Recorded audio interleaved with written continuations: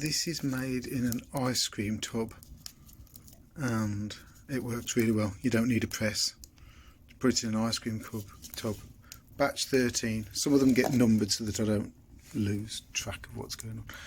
And actually I've got batch 13, 13 round, 13 round, 13 round, 13 round, and just 2 little bits of wood in there. That's made from crushed olive stones, but getting some heat off that now, which is good. So that's a bit of wood. Yeah, no smoke,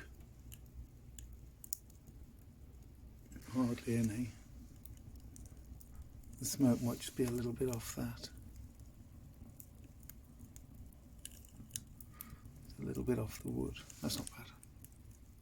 Right, see how they go. 35 minutes later, I won't touch these. There's the coal, these are the briquettes, and there's the wood. So it's looking pretty good. Looking pretty good. Bit of heat coming off it. It's not super hot, but it's warm enough. Taking the chill off the room. That's all we need sometimes. We've got a change of plan. We're going to have jacket potatoes done in the fire. We've got some beans in there. And there's only 2 of us tonight. And actually it's really quite cool to put the jacket potatoes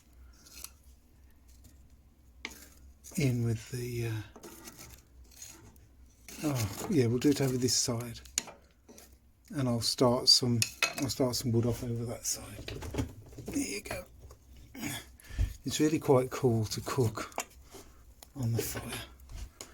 So yeah, plan of doing those is gone, but we're going to get the best jacket potatoes. Ow,